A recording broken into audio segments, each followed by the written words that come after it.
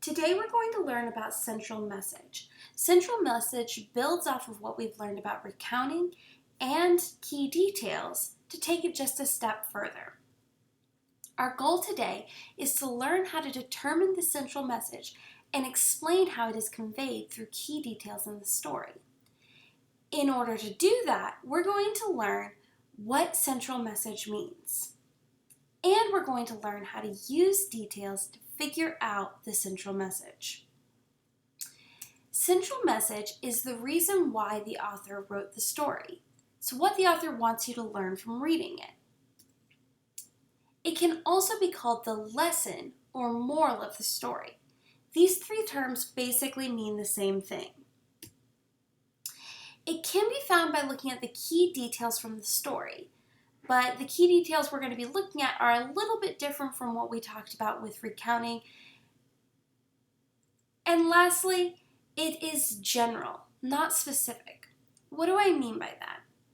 A central message is something that can apply to your life. It's something that you can learn from it so that you can do better in your own life in the future. It is not specific. It's not something that works only for this story. So if you think, is this something that I could actually learn? That's probably a good central message. A good central message would be something like, always be careful. It would not be something like, when Johnny was crossing the street, he had to be careful in order to stay safe. Because that's about Johnny in the specific story when he was specifically crossing the street. Does that make sense? Let's review what we know about key details. When we were recounting, these details were the story elements: setting, characters, and events. When trying to find the central message, though, we're going to focus on just the events. So actually, it's a little bit easier now than it was before. Here's an example. Why don't you read along with me? Some boys, playing near a pond, saw a number of frogs in the water and began to pelt them with stones. They killed several of them when one of the frogs, lifting his head out of the water, cried out, "Pray stop, my boys. What is sport for you is death to us." Okay, let's remember what we should be doing. We're going to look for events because those are our key details. Then we're going to see what they say all together because that's going to be our central message. And we need to remember, we don't want our central message to be too specific. It needs to be general. To do this, we're going to be using a graphic organizer. You've probably used a graphic organizer like this before. It's a pretty typical bubble map. In this graphic organizer, we're going to put the key details in the smaller bubbles around the edge. And then we're going to put the central message in the big bubble in the center, because the central message is what's at the center of the story. So let's get started. Let's start looking for some events. Remember, events are the action in the story, the stuff that happens. So I'm going to start reading. Some boys playing near a pond saw a number of frogs in the water. I already see an action. They're playing near a pond, so I'm going to underline that. That's our first event, or our first key detail. The boys were playing near a pond. I'm going to add that to our graphic organizer. Now I'm going to keep reading. And they began to pelt them with stones. That's another action, another event, so I'm going to underline that as well. I want to add that to our graphic organizer. But I have to be honest with you. I can figure out from the context what pelt means. It means to throw. But I don't usually use the word pelt. So I don't want to write the word pelt in my graphic organizer because the graphic organizer should make sense to me. Instead, I'm going to say that the boys were throwing stones at the frogs because that's what makes the most sense to me. Remember, a graphic organizer is supposed to make sense to whoever's making the graphic organizer. It's not for the teacher. It's not for your principal. It's not even for your parents. If it makes sense to you, that's perfect. Let's keep reading and see if there are more events.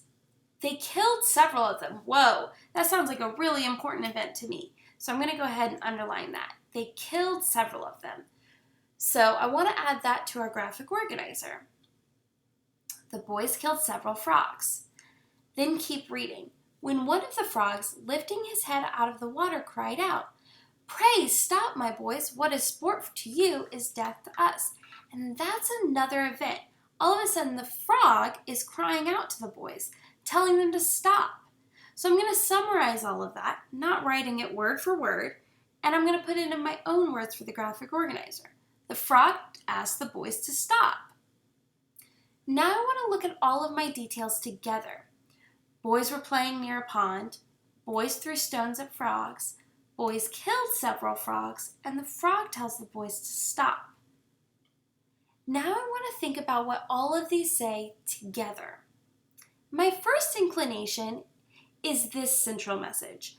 Boys shouldn't throw stones at frogs. I think the author is trying to help us understand that it's not nice to throw stones at frogs. But remember, we don't want to make it too specific. So I'm not sure that works because in my life, I don't often want to throw stones at frogs, so that doesn't really apply to me. It really just works for this story. Let's make it more general. How about we think about instead of throwing stones at frogs, we just think about like hurting others when you're playing. Let's make it more general that way. We should say, be careful that you don't hurt others when you play. That's really general. I could easily hurt somebody when I'm playing, but I need to be careful so I don't. That works for me. It works for you. It probably even works for your brothers and sisters. So that's a good central message. I think you're prepared to do this on your own, but before you move on to do it on your own, I want you to think about the times when you would want to use this.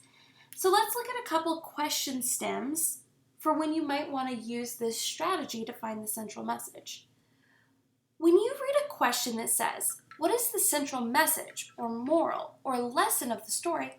you're probably going to want to use a bubble map to find the central message. You might see a question like this. Which sentence supports the central message that, and then they'll tell you what the central message is.